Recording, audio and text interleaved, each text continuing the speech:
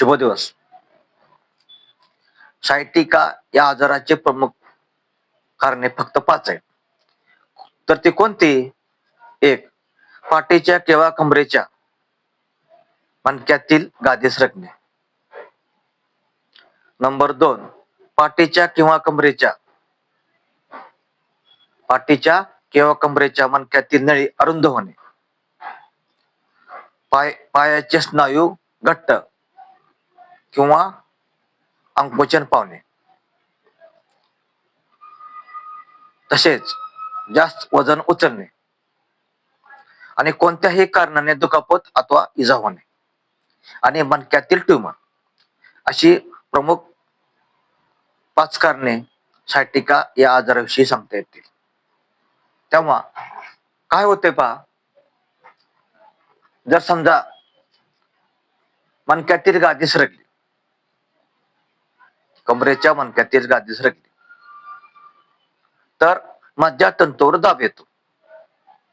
ह्या कारणामुळे काय होतं, मज्जातंतूवर दाब येतो आणि सायटिकाचा त्रास होतो, सुरू होतो.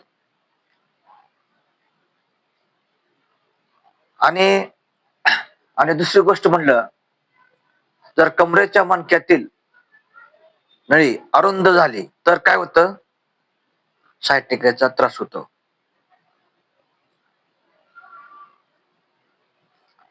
म्हणजे कमरेपासून ते पायाच्या घोट्यापर्यंत एका किंवा दोन्ही पायाला वेदना होतात, मुंग्या येतात, बधिरपणा जाणवतो, कधी कधी गुडघ्याच्या मागील भागात दुखते, चमकते.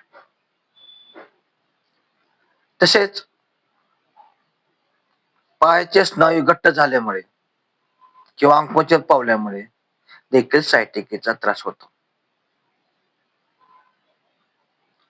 समजा आपण जास्त वजन उचललं तरी देखील आपल्याला हा त्रास होत असतो. सायटिकाचा त्रास हा होत असतो. सायटिका हा आजार नाही, परंतु नस दबल्याचे एक लक्षण आहे. समजा कुठल्याही कारणाने तुम्हाला इजा झाली, दुखापत झाली, तरी देखील मज्जातंतूवर दाब येतो आणि साहजिकच आपल्याला सायटिकाचा त्रास होतो. किंवा मणक्यातील नळी अरुंद झाली तरी देखील मज्जातंतूवर दाब येऊन आपल्याला सायटिकाचा त्रास सुरू होतो. किंवा पायाचे स्नायू घट्ट किंवा आकुंचन पावले तरी देखील मज्जातंतूवर दाब येतो आणि आपल्याला सायटिकाचा त्रास होतो. तेव्हा समजा ट्यूमर असेल, क्वचित प्रसंगी ट्यूमर जर असला ना, तर देखील आपल्याला मज्जातंतूवर दाब येऊन सायटिकाचा त्रास होतो. म्हणजे नेमकं काय होतं, कमरेपासून ते पायाच्या घोट्यापर्यंत पाय दुखतो, पायाला मुंग्या येतात, बधिरपणा, सुन्नपणा जाणवतो आणि गुडघ्याच्या पाठीमागील भागात दुखते, चमकते, उठता बसता येत नाही, चालता येत नाही. हा त्रास भयंकर वेदना देणार आहे. हा त्रास सहन होत नाही, असा हा सायटिकाचा त्रास. आपल्या कमरेपासून ज्या नसा जातात पायापर्यंत, कमरेपासून घोट्यापर्यंत, ती नस कुठेतरी मज्जातंतूवर दाब पडल्यामुळे दबलेली असते. हे प्रमुख कारण आहे सायटिकाचं. हे लक्षण आहे आता सांगितलेलं. नस दबल्यामुळं सायटिकाचा त्रास होतो आणि तेव्हा नस दबल्यामुळे हा सायटिकाचा त्रास होतो, हे प्रमुख कारण. मग त्यामुळं कुठले लक्षण असतात, तर ते पायाला मुंग्या येणं, पाय बधीर होणं किंवा वेदना होणं, गुडघ्याच्या मागं चमकणं, उठता बसता न येणं, चालता न येणं, हालचाल म्हणतात, हालचाल होत नाही, हा सायटिकाचा त्रास. तर सायटिका हा आजार नसून एक लक्षण आहे, असं समजायला काहीही हरकत नाही.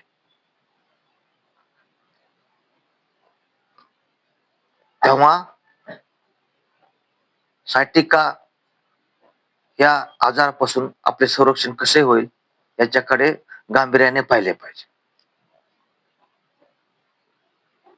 नसा मोकळ्या झाल्या पाहिजे. मित्रांनो, ह्यासाठी विटॅमिन B12 अत्यंत उपयुक्त असा आहे. मग विटॅमिन B12 कशामध्ये असते? दुधापासून बनवलेले पदार्थ भरपूर प्रमाणात सेवन करा.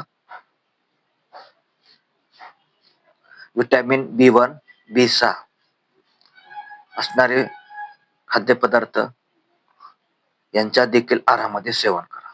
कारण विटॅमिन B1 आणि B6 हे नसांचे टॉनिक आहे असं समजायला काही हरकत नाही. विटॅमिन B1 आणि विटॅमिन B6 हे ज्या पदार्थामध्ये आहे असे पदार्थ तुम्ही मुबलक प्रमाणात सेवन करा.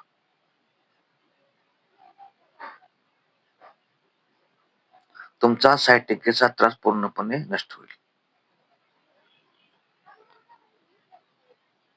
तुम्ही फक्त विटॅमिन B12 असणारे पदार्थ हे जरी सेवन केले तरी तुमचा त्रास बंद होण्यास मदत होणार आहे. का हरकत आहे विटॅमिन B1 घ्यायला, B6 घ्यायला? यासाठी तुम्ही नसा मोकळ्यासाठी सूर्यफुलाच्या बिया खाऊ शकता.